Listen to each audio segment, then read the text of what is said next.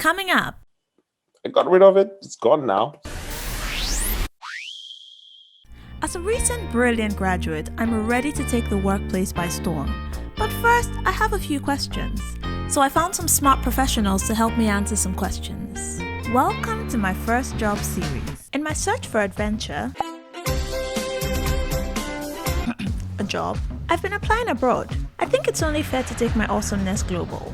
Now, most of you have worked internationally.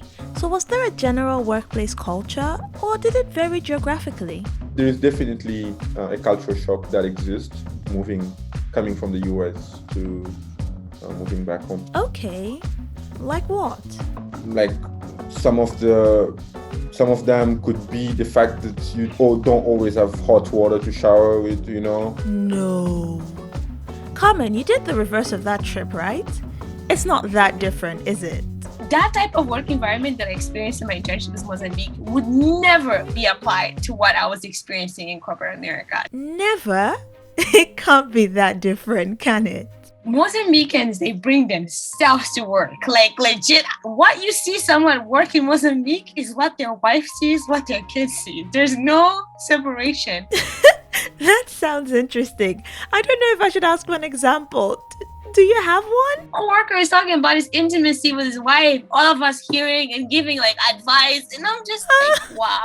Does someone who isn't Carmen have something to add? Yeah.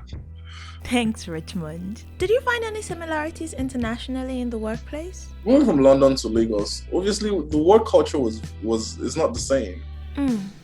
Should I be worried? If you go to work somewhere that is culturally different from, your home culture, it's just learning and adapting. Okay, you guys always tell me to learn and adapt, but I need specifics. For you to survive, you gotta learn how to code switch and how to master that. Code switch.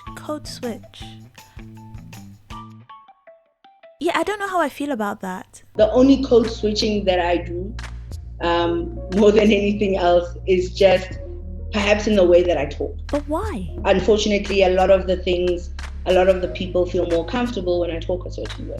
Yeah, but that's a bummer. So that's fine. I don't mind doing that. I'm not changing who I am. I'm just changing the delivery. Okay, that isn't so bad. I'm open to compromise. I remember when I started work, I had dreadlocks. No, seriously, I'm trying to imagine it. What happened? I got rid of it. It's gone now. No kidding. How come? Majority of the people who approached me were black people, and they would talk to me about dreads. And even though they would not say, dude, cut off your dreads, they look unprofessional. They would tell me, when this is kind of the image that you would be better or would be more palatable, all of that. So they would tiptoe around that whole fact of just cut off your hair, bro. So you just cut it off? You didn't fight? You don't want that's a small piece of your identity also being the main thing that's going to stop you from progressing in your career.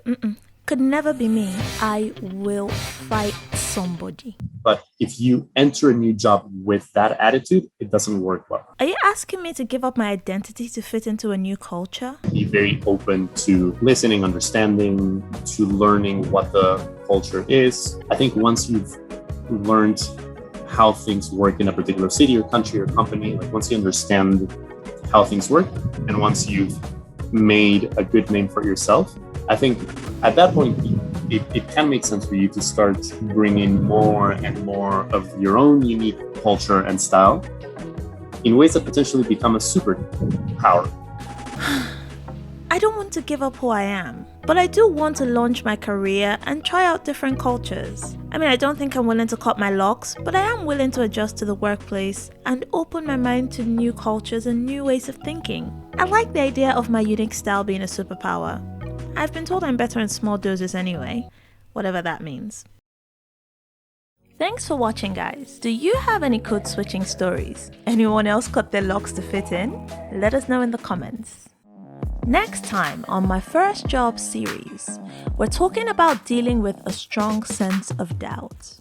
Am I up to the job? What if I mess up this analysis? Maybe they made a mistake in hiring me,